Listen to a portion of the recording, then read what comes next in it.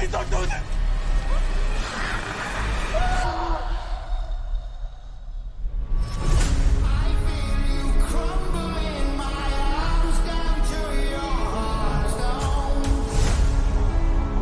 When someone dies, A crow carries their soul to the land of the dead.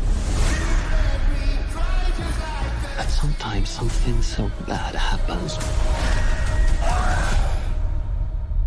that the soul cannot rest.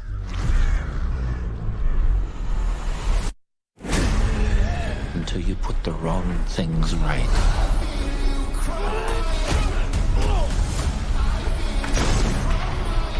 You were given the power of a god.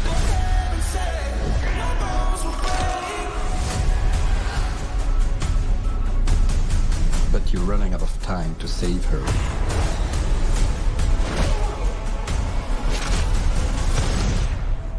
Please.